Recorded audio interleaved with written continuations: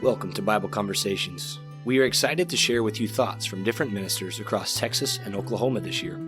We hope that you will join us as we read from the book, Make a Change. You can find this book on Amazon in an ebook format or in print, and we hope that you will enjoy this short devotional thought as much as we have. Today's conversation starter comes from October 9th, written by Garrett Marshall on the topic of just, with the title, Is Christ Just? When I have a conversation about justice, usually a courtroom scene pops into my head.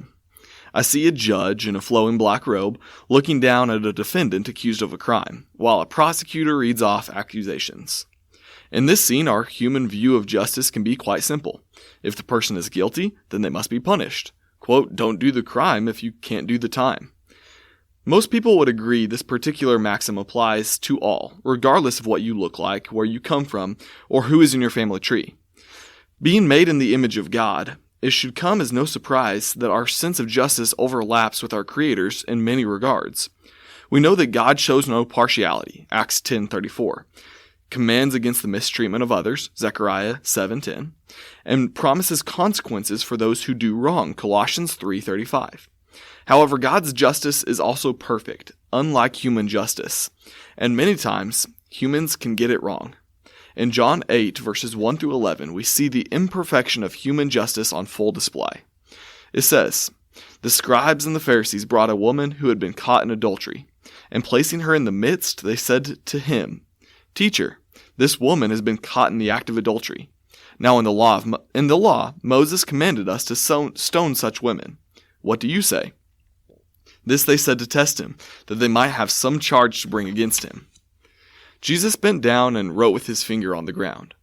As they continued to ask him, he stood up and said to them, Let him who is without sin among you be the first to throw a stone at her.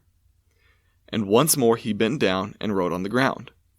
But when they heard it, they went away one by one, beginning with the older ones, and Jesus was left alone with the woman standing before him. Jesus stood up and said to her, Woman, where are they? Has no one condemned you?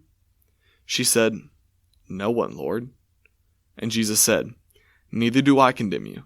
Go, and from now on, sin no more.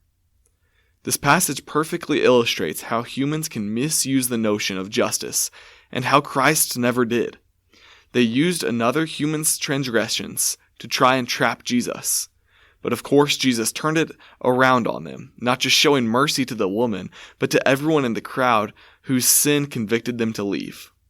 In this scene, Christ showed how much higher God's ways are than our own, giving mercy when needed so that we can go and from now on sin no more. Thank you for tuning in to this week's Conversation Starter. We appreciate your desire to study God's Word and grow in the admonition and knowledge of the Lord. If you'd like to reach out to us, we have an email, kcocbibleconversations@gmail.com. Or look us up on social media, on both Facebook and Instagram, simply Bible Conversations. Please check back on Friday for our full episode.